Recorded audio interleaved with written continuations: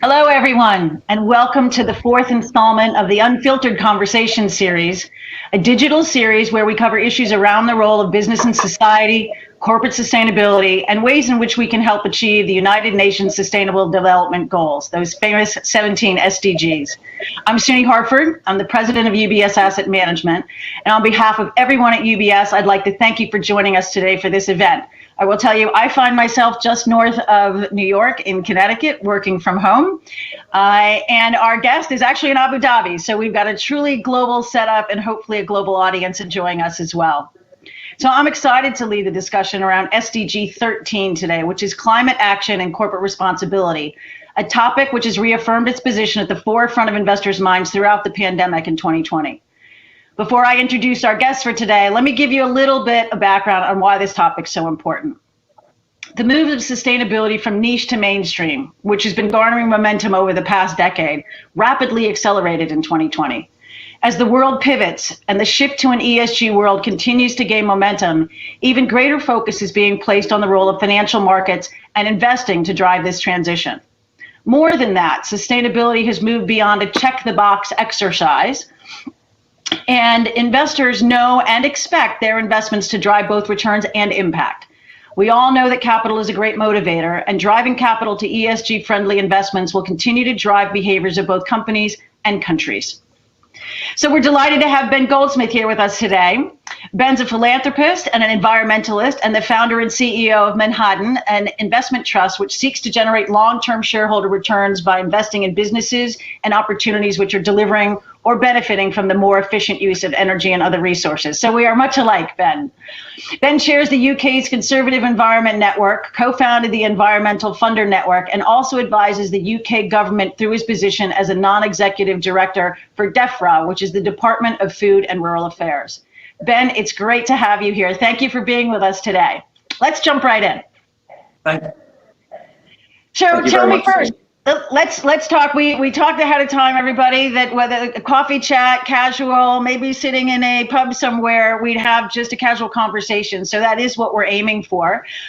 With that in mind, then just tell us a little bit about yourself. How did you come to have this interest and passion in the environment and the natural world? See, I think we're all born with an innate fascination with and love for the natural world. I mean, you find me a 2-year-old that isn't overjoyed at the sight of a frog or a bird's nest. And I guess I was like that. I grew up on the outskirts of London in Richmond, in a place that was green enough to feel like I was in the countryside.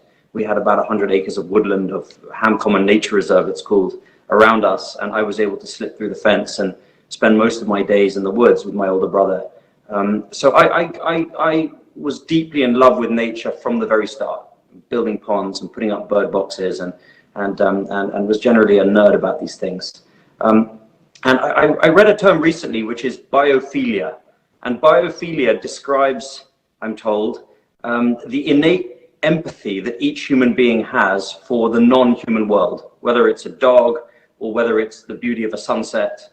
It's in us all. And the author of the text that I read described dormant biophilia as being the fundamental sickness of our society today. And I'm not sure quite how dormant it is. I mean, people will pay twice for an apartment in New York that overlooks Central Park, even if they don't know why. And if you go to any London park on a sunny day, it's teeming with people. And I think that people have a deep longing for connection with nature.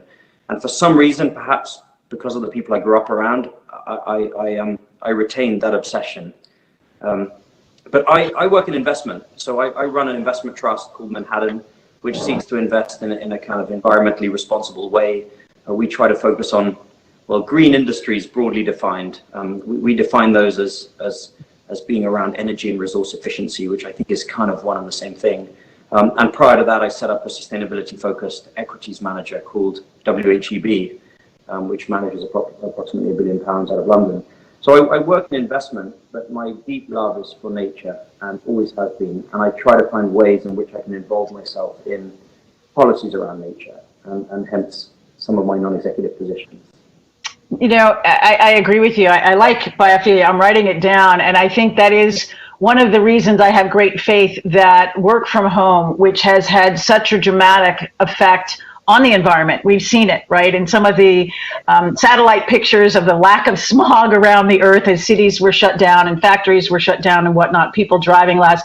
I think even if companies didn't want to go there, which I believe we do, I think that innate wanting to be, I'm looking outside at my front yard. It's completely different than looking at the brick wall of the building next to me in my office in New York City. So I agree with you, and I hope that sticks.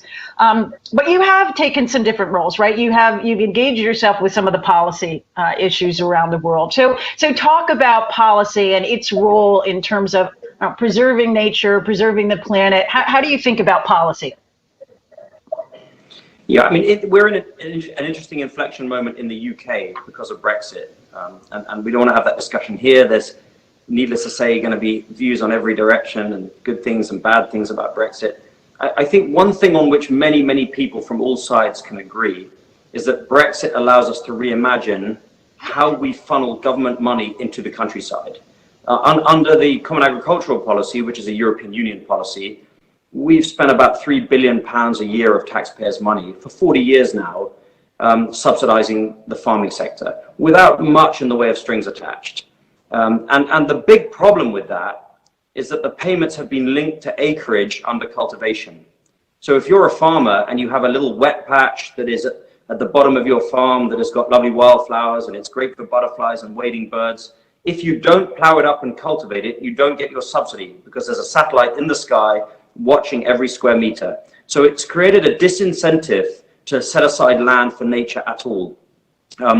And leaving European Union has allowed us to dream up a completely new system, which goes under the informal title, Public Money for Public Good. It's enshrined in a new piece of legislation called the the Agriculture Act, which was passed in December, received royal assent.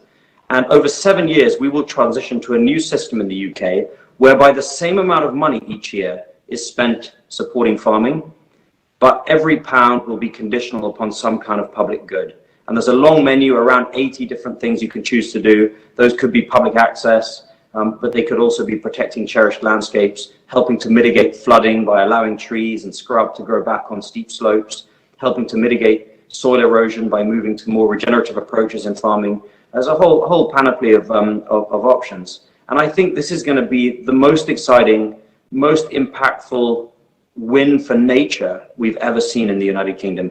And my hope is that other countries around the world, who between them dish out $700 billion a year in agricultural subsidies, will start to follow the UK's lead when they see how good it is what we're doing. And I think we'll see a bit of a bifurcation. I don't know how many listeners know the British landscape, but most of the food is produced in the East. About 20% of Great Britain produces about 85% of the food we produce. So all the fertile arable land is kind of in the East. Everywhere else is not very productive and not well suited for intensive farming. And I think what we'll see under the new system is a transition to regenerative approaches in the East. So the productive farmland will be farmed in a way that is productive, but also environmentally sustainable. We're losing 2 or 3% of our good topsoil every single year. And you don't have to be a great mathematician to know that that's going to present the next generation and the one after that with a serious problem. So incentivizing farmers to figure out how to produce great yields without trashing the soil is a generational challenge. And so the combination of ancient wisdoms, don't plow up and down a steep slope, for example, with modern technology, satellite imaging and drones and soil sensors, integrated pest management and so on, I think we'll create in Britain a really modern, clean, green, productive farming industry in the good land. I think in the rest of Britain, the Lake District, the Yorkshire Dales, the Pennines, Dartmoor, Exmoor, landscapes which have been flogged to death in the search of agricultural yield. I think in those places, I think we will see a transition back to more traditional, more extensive ways of farming. We'll see sheep ranches give way to extensive cattle farms where you have native cattle in low densities moving through a landscape in which the ancient wood pastures will start to regenerate after 300 years. I don't know how many people have been to our national parks, but they're in a woeful state. Some of the most degraded landscapes in all of Europe are found in the British uplands because they've been overgrazed by farmers trying to do it intensively. under the pressure of agricultural subsidy. So I'm really excited about the return of wood pasture and a much wilder way of farming in our remoter landscapes. And I'm excited about a really modern, clean, green farming industry in the more productive landscapes. And I think other countries will follow. And I sit on the board of DEFRA and have tried to hustle that story as much as I can during the last 3 or 4 years. And it feels like it's happening now. Well, hopefully we get a broad audience. I was not aware of any of that information. It's fascinating, and it's quite impressive that you've been able to get such a law or approach through, and that it's happening, and it's exciting. In the United States, we have what we call open space laws, which are helpful, right? So individuals as well as companies get a tax break if their land is left for open space, i.e. you can't touch it, you can't develop it. In fact, you can't do anything to it, and people can walk on it. That's the basic premise. So it's preserving that space. But that's a far cry from the tech development you were talking about. I know there is technology out there, and it was a big deal in the wine industry, who by definition, of course, waters a lot of land in order to produce their wine, and use of drones to figure out where the water is needed, and they can save 85% of the water usage. So there's a lot of things we can gain from tech, I think. So that's exciting to see a live case in Britain that we can point to going forward. Very exciting. So I think that, sorry to interrupt you. No, please. I think that what makes the story even more exciting is the way private market operators are front running the new system and have the potential to make it so much bigger than the government system. And I'll just give you a little example. The Wessex Water Company, which is one of the regional water monopolies in the UK, was faced with the prospect of investing a huge amount of money in a plant that would extract nitrates and phosphates from drinking water. It's actually in Poole, which is in the southern part of England, in Dorset. And some bright spark within Wessex Water suggested to senior management the idea of paying landowners further up the catchment simply to stop using nitrates and phosphates as an alternative to spending hundreds of millions of pounds on a new plant. The result of that was a deal lasting 25 years in which Wessex Water pays a small amount of money to each farmer in the upper part of the Poole catchment not to use phosphates and nitrates. And the Environment Agency, which is a government body mandated with dealing with flooding and drought, jumped into the deal and said, hey, what if we add some money as well and ask these farmers to leave buffers on either side of every river and stream to help reduce the flash flooding that occurs every winter in Poole. So that deal is completely outside of government, albeit the Environment Agency is a government entity. This is a private market deal. And the guys within Wessex Water that pulled that together have spun themselves out of Wessex Water to create a business called N-Trade. And there are 12 such deals in the pipeline now across the UK. And the amount of money that's being paid to landowners under these schemes is even more generous than anything they would get through the new environmental land management scheme that the government is putting together. And if you add to that the market for voluntary carbon offsets, which can be overlaid on top of these arrangements, suddenly landowners have a real chance to make serious money from restoring nature on their land. Microsoft is just one company that's pledged to offset all of its historic carbon emissions through the restoration of nature. I read somewhere that that's in the region of 650 million tons. Well, if you average that $10 a ton, that's $6.5 billion there for the taking, for landowners to plant trees and restore nature and rebuild wetlands and so on. So suddenly there is a market for these environmental services, whether it's carbon or flood mitigation or cleaner water. And I think the government scheme will end up simply plugging the gaps. The bits, public access, for example. Doctors in the UK are now prescribing access to nature for people who are in recovery from illness. And that's a perfect example of a gap that the government should end up plugging. So I think the UK is going to become a pioneer for payments for environmental services and a whole new way of looking at nature in economic terms.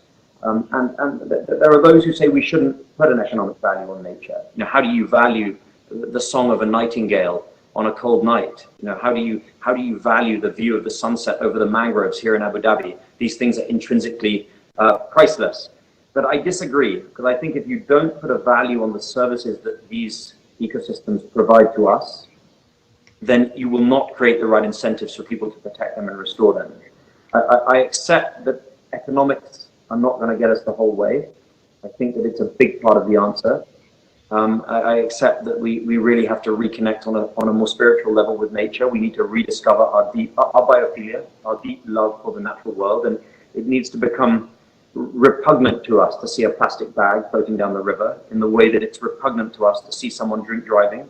I think we need to achieve that kind of societal change as well. But the economic side of it is critical. I think that's right. The economic side, though, as you know, as we do here at UBS, relative value matters, right? So I go back to your initial example. If the money, or even you spent less or equal to the money you were going to spend to build that plant, to suck the nitrates out of the water at the end of that discussion, and you have all of these ancillary benefits, that's an easy decision, right? That's like an investor who can choose between a sustainable portfolio to invest in or a non-sustainable.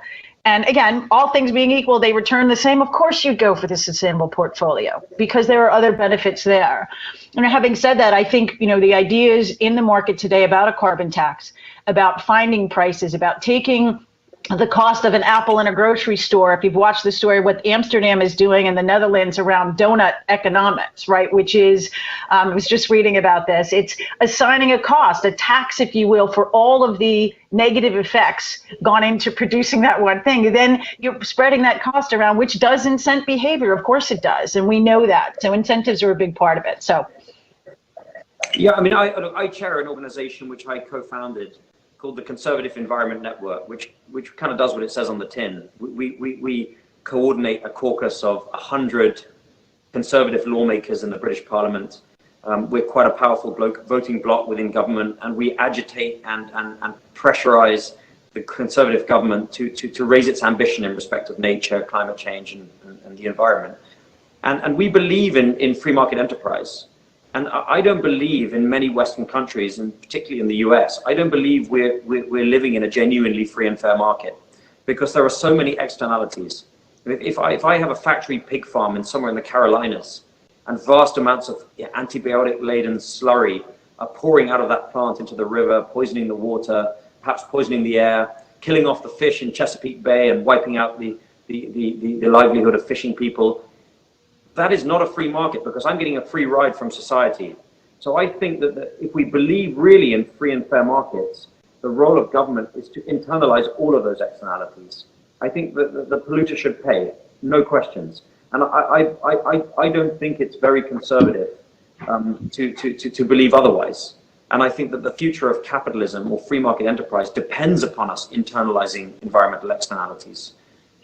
It's interesting you say that. I think there's always room for a carrot and a stick, right? And I think the way environmental protection has been run, certainly in the United States, personal opinion, maybe the rest of the world, has been with that proverbial stick, i.e. if you get caught, you'll get penalized. And that's the wrong incentive, right? Maybe, and as we saw things change in the last decade, certainly here, you were incented to do the right thing. You were, paid some break on some other part of your business if you added scrubbers to the top of your coal-fired plant. Those type of things change behavior, as we know. We certainly have a long way to go.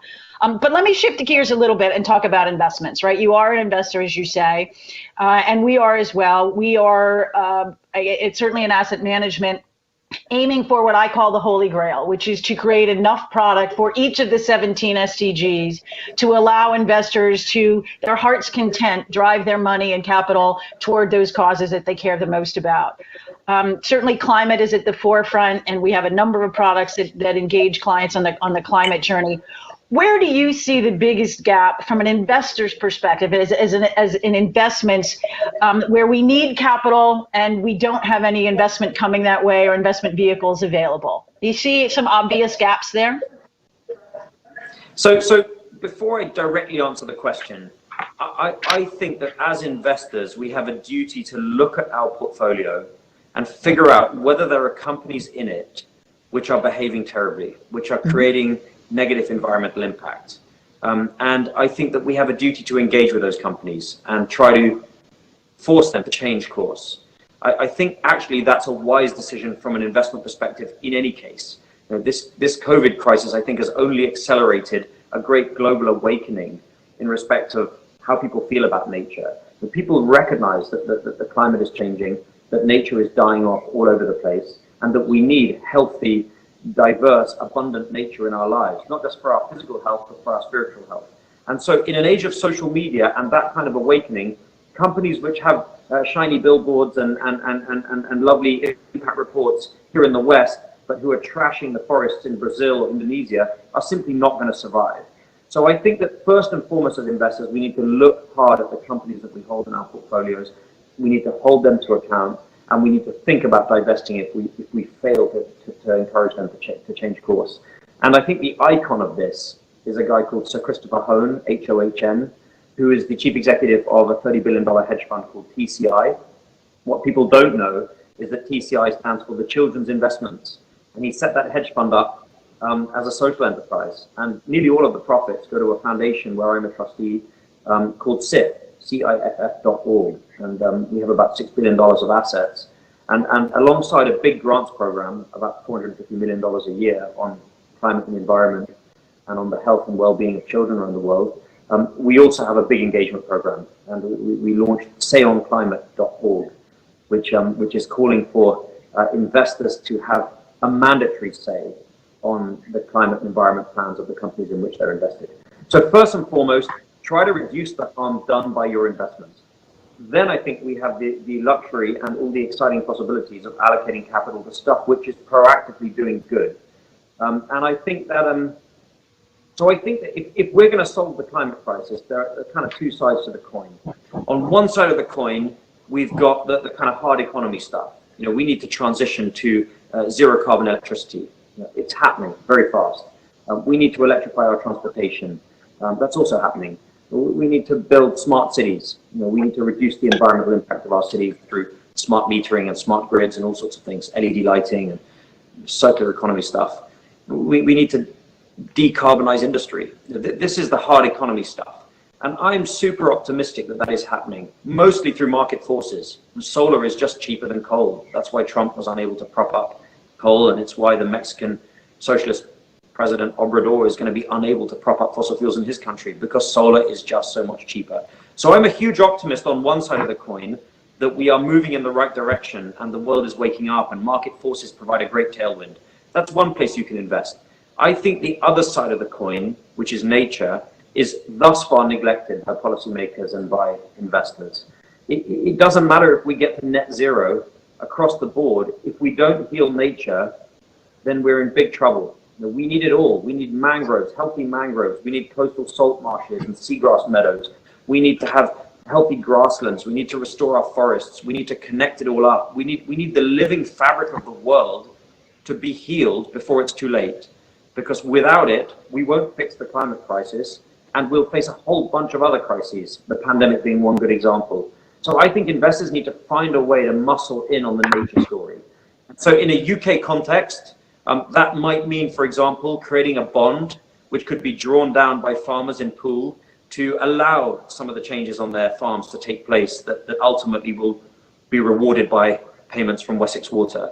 If there are 12 new markets cropping up in the UK, which are going to require landowners to change the way they farm, to set aside land, to do tree planting, to re-wiggle rivers, and so on, then they're going to need capital to do that. So that would be one example, a kind of nature bond, or a regenerative farming bond. Regenerative farming requires some sort of capital outlay at the beginning. So perhaps a regenerative farming fund for the east of England. These kind of things are not, they're not as mature as renewable energy and water desalination and LED lighting and so on. But that's where investors need to go. So if I was going to encourage people to look at stuff that can make a real difference, look at ecosystem restoration and figure out how you can make a return doing that. So you'll be happy to know that we also here at UBS Asset Management believe in engagement at the core of everything we do. We're celebrating our 25th anniversary of sustainable investing this coming year. We also have a call to not only engage, but we have all the strategies available where we are limiting things. We have climate aware strategies. The next series are climate action strategies, where we're going to encourage that transition in the energy space particularly. So everything you're saying is right there with me. I agree with you, and I'm fascinated by the idea of what the children's investment. I'll look at that. That's a very interesting thing. And by the way, very nice to hear something good about a hedge fund in this day when the media is going to go the other direction, I will say. We also have some cold storage and eco transport type funds coming. So we're working hard to create products that will do as you say. Fascinating though, the nature, the biodiversity angle is very difficult. And as an asset manager, I can tell you, we struggle to find the type of funds, right, to do that. And green bonds tend to be very focused in one specific area, or they get too big to actually have the metrics and the follow-up needed. But take that away as a challenge for me. I will make this the year where we figure out how to engage on the broader environmental point that you raise is a really, really solid one. So I'm conscious of time. We only have 5 minutes left. So specific. So we talked a lot about what we can do. Challenge you. What is your greatest frustration? What are the things you're trying to do? It makes sense. People are talking the talk, but nobody's executing. What gets you mad? You seem very optimistic. Thank you. On a Friday morning for me, that's great to see. But this is a frustrating space because we see what we need to do and it's not happening. Do you have one place where you would push a button and change it tomorrow? Something that we're on the cusp of doing that we're just not getting over the line? So it might not be an investor's answer, but sometimes I go to a dinner party or something, and I'll sit next to one of my mom's friends or something, and they'll say, "Oh, you're the one who's interested in nature," as if it's kind of on a par with stamp collecting, or vintage aircraft. And I think that I think that we need to take nature out of the hobby box, and put it on a pedestal, which is where it needs to be. Really, we need to worship nature. We need to re-enchant nature for people. From a banking executive right the way across the board, anyone in any profession, in any walk of life, needs to draw solace and inspiration from the natural world, as well as understanding that we rely on it for absolutely everything. The environment is not a special interest. The whole economy is a subsidiary of the environment. And so I think that if I could push one button, I would like to reconnect people with nature. And that could be through David Attenborough movies. And I'm actually writing a book at the moment on this exact topic, because I think that therein lies the key to all our problems. And so that's the button I would push. Well, I love that. And that we did not know that. We did not rehearse that question. And I can't wait to read your book. And I think, if we have to close with our 2 minutes left, that is one of the things, as I say, I am looking out at my front yard. I took the dogs out this morning, and there was a group, I don't know what you call them, a gaggle maybe of turkeys, wild turkeys in my backyard. This is one of the side effects, one of the positive things that's come out of the awful, awful pandemic that we've all put up with. And we can hope that it comes to the fore, that we remain connected in this way. And, again, real estate investments aside, I think there's tremendous amount of momentum behind exactly what you're looking for. So on that, I think I have to wrap it up by thanking you very much. But no, Ben, please keep going, because we've got 1 minute left. I would love to keep this going for a while. Well, I was gonna say that there's no reason why we can't have nature right in the heart of our cities, no matter where we are. There are peregrine falcons nesting in the city of London now. And the reintroduction project of white storks has seen now white storks flying over St. Paul's Cathedral. I don't see why we shouldn't have nature everywhere. And the key is to make that an investable proposition for people. And there are ways. We just need to find them. And I'm very grateful that you asked me to be on this webinar. I've slight imposter syndrome, and very grateful. Well, it has been great to meet you, and I really appreciate the ham and egg, if you will, that we were able to have here, because I've learned a lot just in the half an hour that we've been speaking. And I give you my pledge at UBS Asset Management. We're going to work on this and the environmental side of this nature idea. It's not an easy one to solve, but I have to say, we've watched the world come up with some really amazing things in a year that we never would have thought was possible. And we've got a lot of employees, we have a lot of clients and listeners on the line. Let's get the great ideas. Let's get that to the fore, because I think there's a tremendous amount of momentum, as I said, and now is the time. right? We really have open eyes, open ears, open minds in terms of what we could do differently. So on that note, Ben, thank you so much for your time. Thank you to everybody who's been listening to the Unfiltered Speaker Series.